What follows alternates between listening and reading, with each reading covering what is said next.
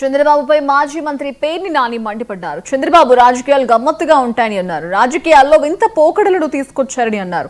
అనారోగ్య సమస్యలున్నాయని bail తెచ్చుకున్నారని, Chandrababu bail ను కూడా దుర్వినియోగం చేస్తున్నారని వ్యాఖ్యానించారు. వైసీపీ శ్రేణుల మీద అక్రమ కేసులు బనాయించి వేధిస్తున్నారని మండిపడ్డారు. అమరావతిలో కంపెనీలు రాకుండా చంద్రబాబు కుట్ర చేస్తున్నారని పేర్ని నాని ఆరోపించారు. చంద్రబాబు లాంటి తప్పుడు ఆలోచనలు ఉన్నాడు.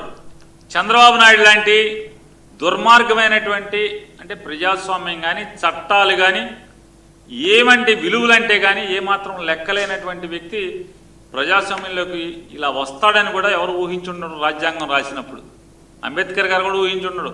అసలు ఇటువంటి వాళ్ళు వస్తారు రాజకీయాల్లోకి అని చెప్పిన ఆయన ఊహించుండడు. ఇవాళ ఎంత దుర్మార్గం చూడండి. ఎవరైతే ఏ డిపార్ట్మెంట్ అయితే చంద్రబాబు నాయుడు యొక్క తప్పుల్ని వెలికి తీసి అతను చేసిన పాపాలని సాక్ష్యంగా పెట్టి కేసులు కట్టి చంద్రబాబు అరెస్ట్ అయ్యి మెరిట్స్ మీద కాకుండా ఆరోగ్యం పాడైపోయింది చచ్చిపోతాడు, ఆరోగ్యం బాగు చేయించుకోకపోతే హాస్పిటల్లో చేరబోతే చంద్రబాబు చచ్చిపోతాడని చెప్పని కారణాలు చెప్పి బెయిల్ తెచ్చుకుని హెల్త్ గ్రౌండ్స్లో బెయిల్ తెచ్చుకుని దాదాపుగా 18 గంటలు రాజమండ్రి నుంచి బెజవాడ దాకా ఊరేగుతూ వచ్చి 18 గంటలు ఆరోగ్యం చెడిపోయింది, నేను ఆరోగ్యం బాగు చేయకపోతే కనుక చచ్చిపోతాడని చెప్పి వీళ్ళు వాదించి హెల్త్ గ్రౌండ్స్లో బెయిల్ తెచ్చుకుని ఇంతవరకు ఒక్కరోజు హాస్పిటల్కి వెళ్ళడు, వైద్యం మొత్తం చూశారు.